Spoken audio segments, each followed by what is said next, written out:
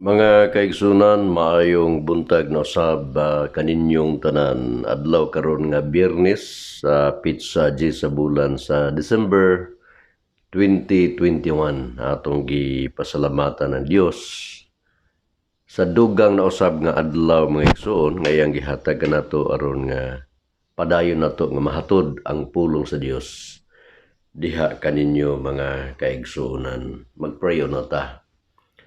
Amahan nga langit nun, dalaygon ikaw Lord nga Dios nga among gisimba ug gialagaran. Halangdon ka Ginoo sa walay katapusan sa imong mga kaayo diri namo. Bulahan ka Lord nga Dios amahan. Gitugyan ug salikod ang kanimo Lord sa naging Hesus. Amen. Mga igsoon atong basahon karon ang book of Philippians chapter 1 verse number 6. Being confident of this very thing, that he which hath begun a good work in you will perform it until the day of Jesus Christ. Ang atong mensahe ron buntaga, he who began a good work in you. Siya nga nagsugod og maayong buhat diha kaninyo. Matod pa ni Paul nga masaligon kayo siya nga siya nga nagbuhat sa maayong mga butang diha kaninyo, yaning pagakumplituhon hangtod sa adlaw sa atong Ginoong Jesucristo mga igsoon. Ang good work diha mga kaigsuonan diha diri nato. Actually, dunay mga higayon nga mga audio nangutana sila nga unsa man ang work mga kaigsuonan, gi-refer ni siya ang good work diri. Naghisgot ni siya og true devotion to our God. Unya kining true devotion to our God mga igsuon, gitawag ni siya nga it is the work of the Lord or the work of Christ mga igsuon. Atong hinumduman nga ang trabaho sa Ginoo nga iyang gisugdan istong kinabuhi una ang atong salvation. Kaluwasan mga igsoon. Nangutana ang mga naminaw niya sa John 6:28. Then said they unto him, what shall we do that we might work the works of God? Kay gusto magod nila mga igsoon nga malangit gid ba pinaagi silang kaugalingong paningkamot. Pero mingon ang Ginoo 29, Jesus answered and said unto them, this is the work of God, that ye might believe on him, whom he hath sent. Siya mo ng trabaho sa Dios nga kamo, mutuo kaniya nga gipadala. In other words, mutuo ka ngadto ni Jesus. Aron ka makaangkon sa kaluwasan, mabuhat nimong kabubuton sa Ginoo ang trabaho sa Dios sa imong kinabuhi. Mingon John 14 number 6, Jesus says unto him, I am the way, the truth, and the life. No man cometh unto the Father but by me. Mga igsuon, ang atong Ginoo siya lang ang bugtong dalan. Wala nilain nga dalan. Basi nagtuo ka nga daghan pang dalan paingon sa langit. There is only one way, and that is the Lord Jesus Christ mga igsuon. So ang work sa Ginoo, ang good work, usaan nga gisugdan sa Ginoo atong kaluwasan, nakabatuntas kaluwasan, pinaagi mga igsuon ni Jesus Christ. Mao na nakanindot ug atong hunaon nga ang kaluwasan gasa gikan sa Dios. Nagpasalamat ko sa Ginoo kagabi sa among home visitation sa mga ginikanan sa atong mga estudyante, atong nahibagat ang usa ka inahan, usa ka batan-on nga inahan mga igsuon, atong gisiran sa gospel, ug ang nakanindot kay siya midawat sa Ginoo as her personal Lord and Savior. Mao ang kalipay sa Dios, kalipay sab nato nga mga nagapangabig og kalag ngadto sa tiilan sa Dios mga igsoon. Unya ang makita pa gid nato nga trabaho nga nasugdan sa Ginoo diri sa atong kinabuhi kining pag alagad og pagserbisyo ngadto kaniya. Miingon ang Hebrews chapter 10 verse number 25, not forsaking the assembling of ourselves together, as the manner of some is, but exhorting one another, and so much the more as ye see the day approaching. Mga kaigsuunan, kining pagpangalagad sa Dios mao ni butang nga atong nasugdan na. Kinahanglan ato ning padayunon. Ato ning padayunon mga kaigsuunan. Ang salmista miingon gid siya nga, I was glad when this said unto me, let us go into the house of the Lord. Nalipay siya sa dihang miingon ang iyahang mga sakop sa panimalay, mangadto ta sa balay sa Ginoo, manimba ta. Kanindot mga kaigsuunan. Unya abi nimo ang pagpangalagad sa Dios. Usama ning pagsimba, no? Pagsimba sa Ginoo, pagpangalagad mo nang magpagamit ka sa Ginoo sa iyang ministry. Hangtod kanos ama ni mga igsoon, ingon ang Bible nga be faithful unto death. Ang pasabot ni ana nga magmatinud-anon ta hangtod sa katapusang gutlo sa atong kinabuhi. Amen, Kristohanon. Hangtod sa katapusang gutlo sa atong kinabuhi, magmatinud-anon ta sa atong pagpangalagad sa Ginoo. Gisugda na niya sa Dios. Mao na nga ato na ning pahinaygan. Ato ning padayunon mga kaigsuunan. Kay mo na ang kalipay sa Ginoo diri nato. Dili man ta makabayad sa atong kaluwasan.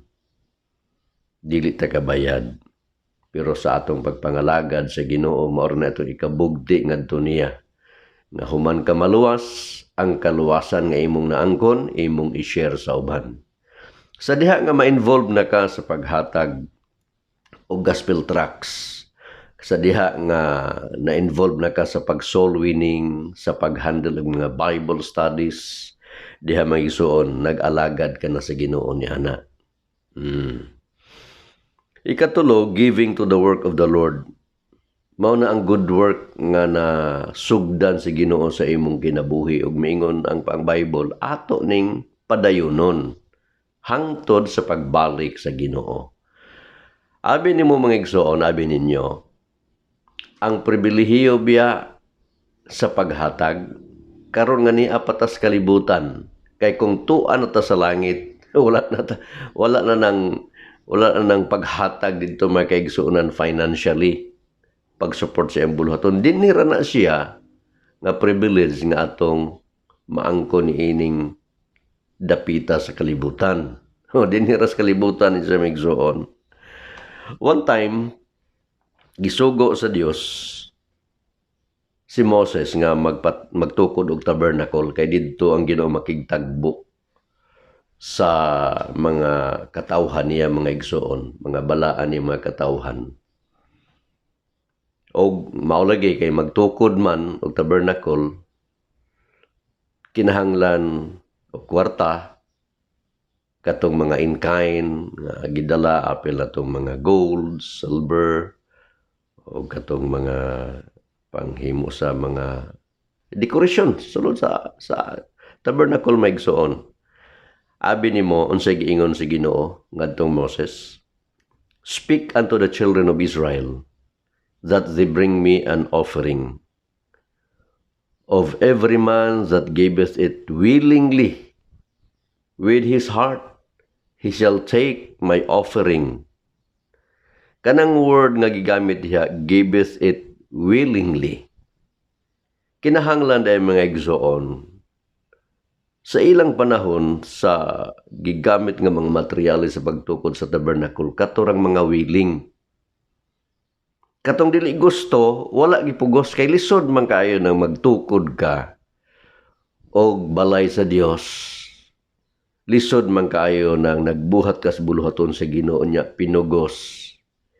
Ingon pa ang Ginoo kadtong willing ra gyud sa iyang kasing-kasing. Mao na kita mga igsoon kung kita mo paloy sa buluhaton.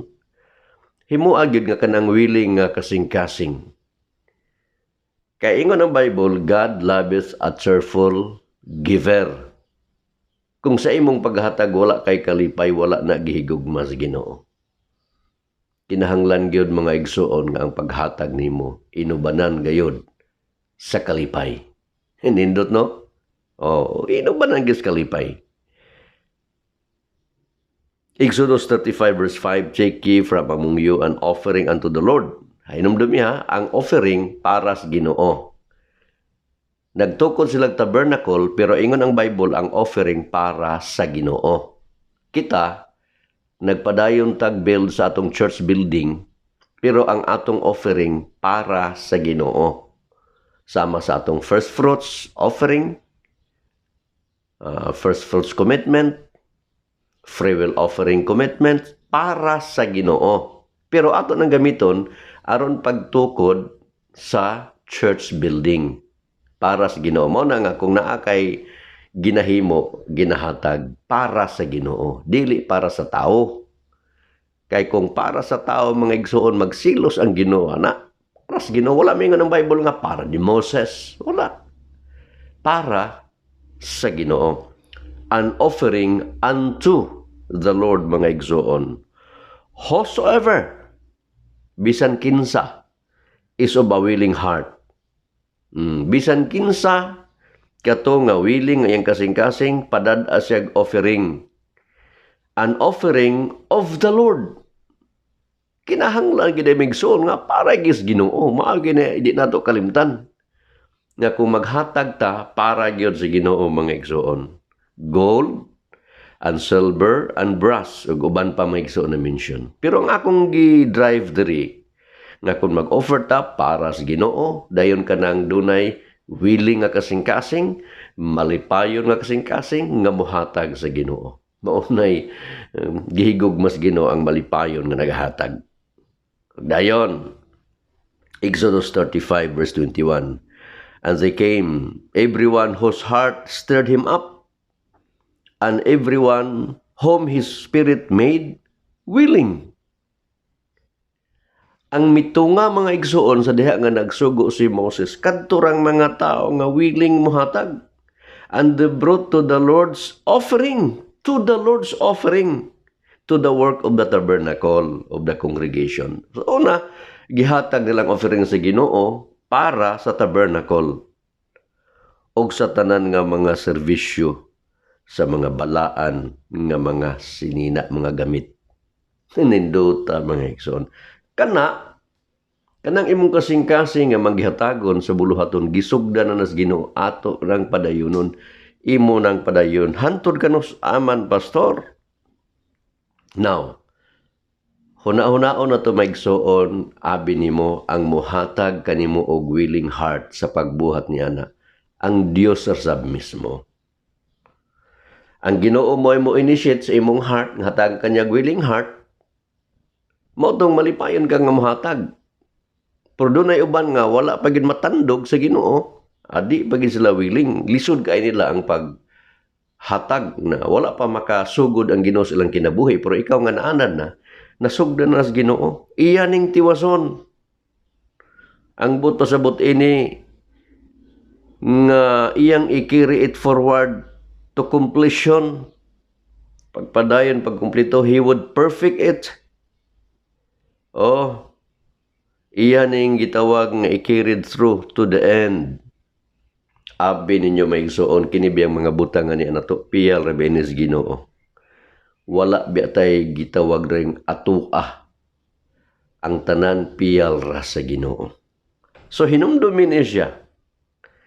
Siya nga nagasugod sa pagtrabaho diha sa imong kinabuhi. Iyaning padayunon. Unsa gikinahanglan nimo? Ang gitawag higala Kristohanon og usa ka willing heart. Kasing-kasing nga dunay willingness, kasing-kasing nga dunay kalipay nga mopaluyo sa buluhaton. Maunay gihigog mas Ginoo ang malipayon nga nagapaluyo sa buluhaton. Busa Kristohanon. Unsa mang nasugda na nga trabaho sa Dios imong kinabuhi, ipadayo na. Kay the more ba ka magpaluyo sa buluhaton, the more you give, the more you receive. Ug ingon pa ang Bible, it is more blessed to give than to receive. Kini bitaw mga ginagmayng butang atong nahimo.